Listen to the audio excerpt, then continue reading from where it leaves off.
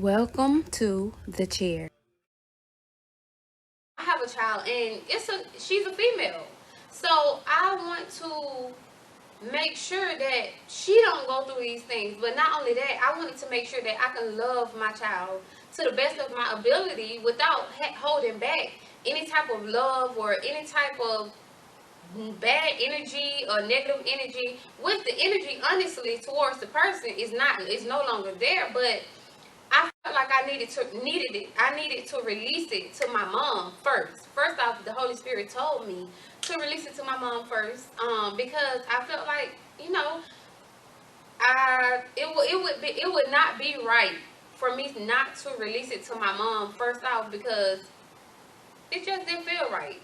So the Holy Spirit told me in 2015 to release it to my mom, and basically told me that when it's time to be released, the two people I was gonna be able to release it for me to really receive my healing was my mom first, and then my husband, or my husband and then my mom. Yes, I had many questions. I just wanted to know what was going on, why it was going on. So I had questions.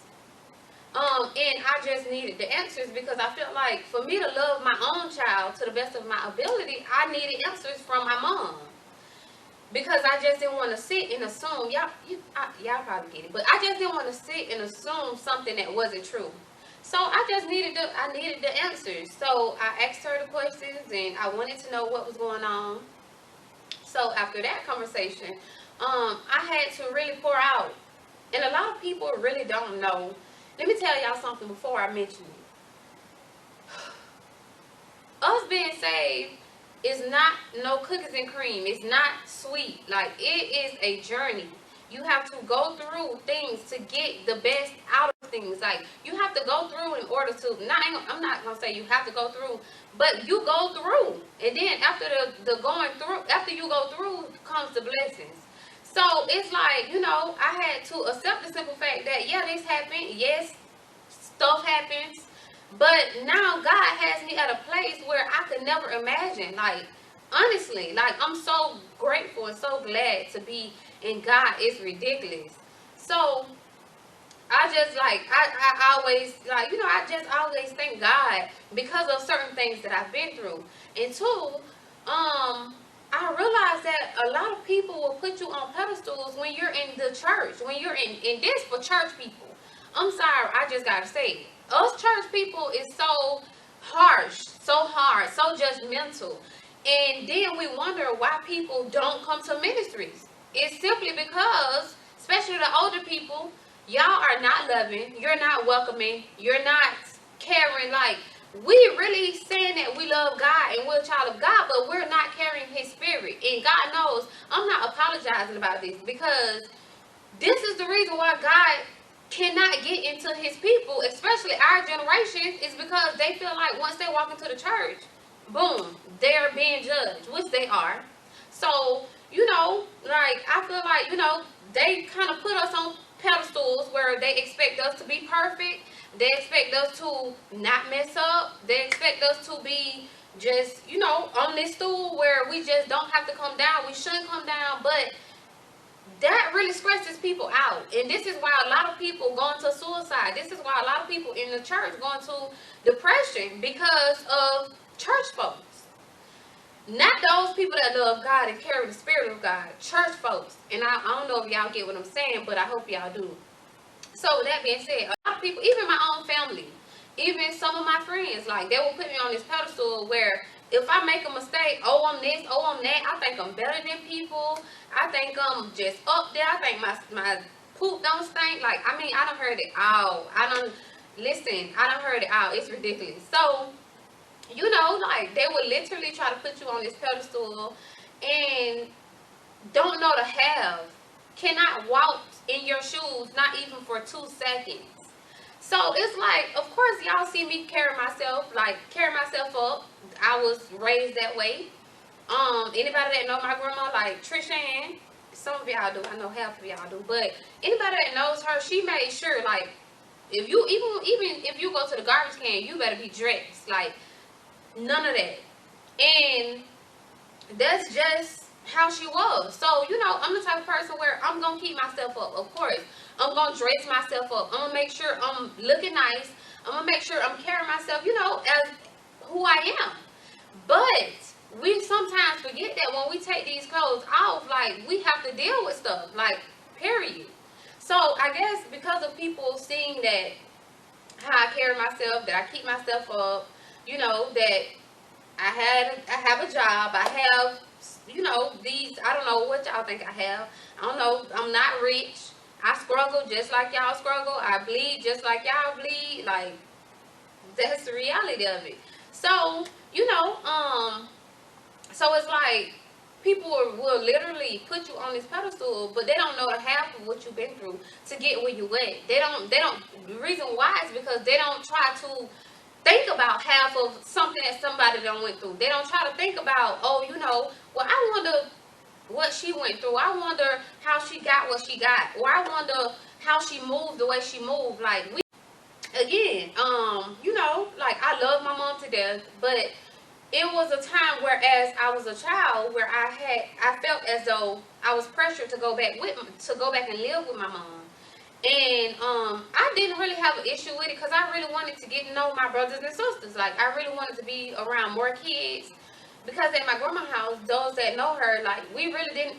Even though our family, like, you know, came around a lot, and some of my family stayed with my grandma, I still wanted to witness or still wanted to feel that brother and sister love from the other side. You know, my mom's side. So I wanted to love and know my brothers and sisters. So, you know, like, I was happy about, you know, going with her, but I just did not want to fully move. Like, my grandma is where my heart, like, that's where I wanted to be because that's all I knew. Like, I just knew that was my mom. But then as I grew up, I'm like, okay, this, you know, my mom had me, but I knew my grandma played a huge part in my life. So it was just like a difficult time for me because I just didn't want to leave my grandma in so many reasons. But I ended up moving, you know, I ended up moving and getting to know the other side of my family, and it was great. Life was great. Like, I had way more other family members, way more kids to play with. Like, all of us was in the house. We were so family oriented, and that's what I loved about that side of the family. I love both sides of the family, y'all. I have to clarify some stuff, y'all, because I have, and I'm gonna be honest, I got some family members that will take stuff and make it into something so negative or make it into something that's really not what it is.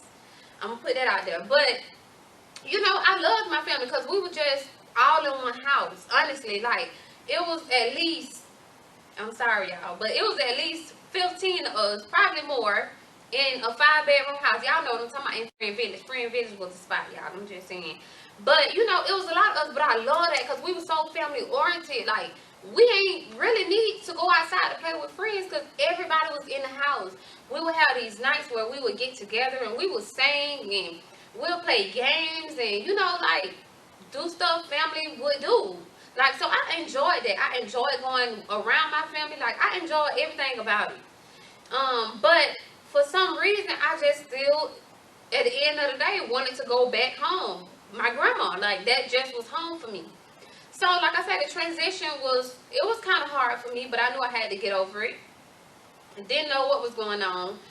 Just knew that it was a time where I had to just, you know, split time with both parents. Both of them was my mom. I never called my grandma. That was my mom. So, you know, so yeah, I went through that, and then I just went through a point where I was just like, you know, I just want to move with my grandma. And I just remember feeling as a child like, I don't know why I just want to be like under my grandma, but this is just something I just wanted. And I remember saying one time to God, I was like, God, you know, why do I have to split time?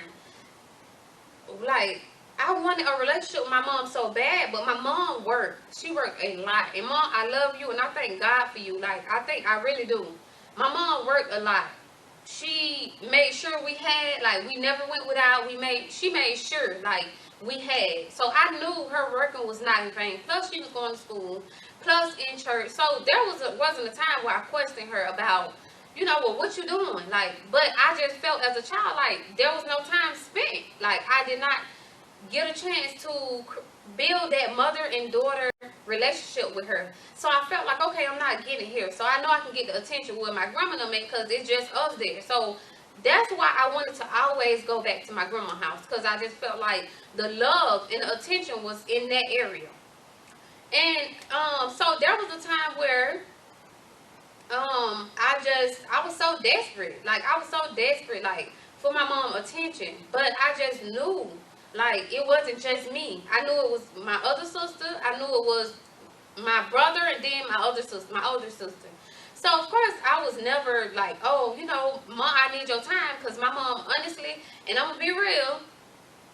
One thing about me, I'm going like, if when it comes down to deliverance, like, to make sure I'm healed, I'm gonna share exactly how I feel. I feel like if I try to hide stuff and try to keep it away, then it's not genuine.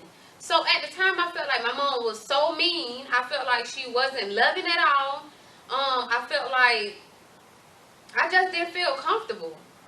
And mom, this is, like I say, this is not bashing you. This is not bashing my mom, y'all, because I love her. That's my girl. That's my girl, yeah.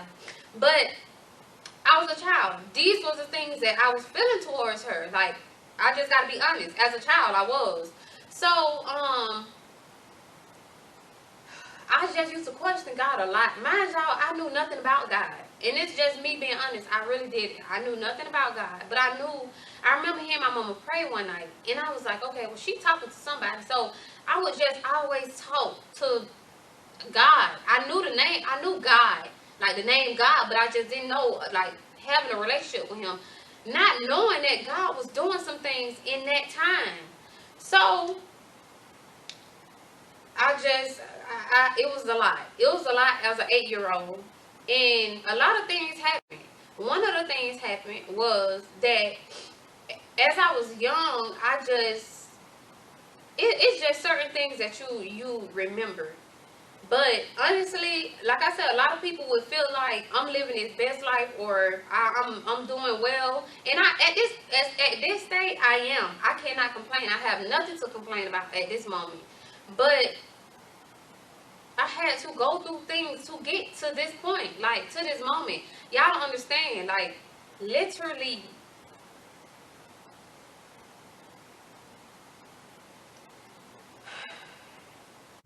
Hey, wait. Before you leave, make sure you guys like, share, subscribe, and comment down below on how you feel that the video went. You can comment topics that you may need help on, that you may want me to speak on. Just make sure you guys subscribe to the channel. Make sure you guys turn on your notification bells so you can be notified on when the next video will be posted. Again, thank you guys for watching, and enjoy the rest of your day.